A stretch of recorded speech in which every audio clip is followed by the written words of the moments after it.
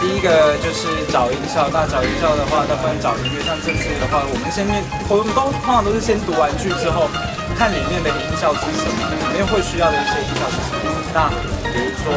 可能是什么，会有一些像是车子的声音什么的，那我们就会找音效，然后之后再跟导演讨论一下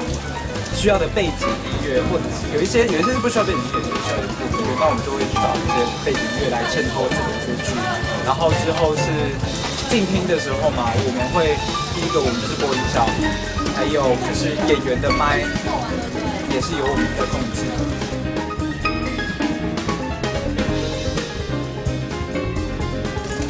最大的困难，除了导演的要求非常多之外，还有就是因为我不太会跟人家，不太会指导学弟妹，就是因为我自己都是学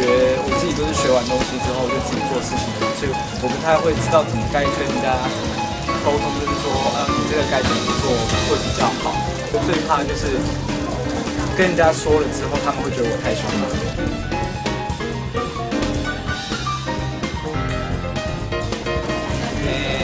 很难找这个部分呢，时间帮我解决一切。那就是导演最后妥协。那个教人这件事的话，我现在感觉还是没什么在克服的，就是还是要等下次跟下下次尽力，我想再看看该怎么跟他们讲比较好。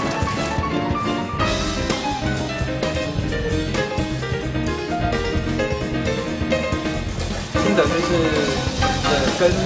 跟导演开会，我总是觉得很挫折，就是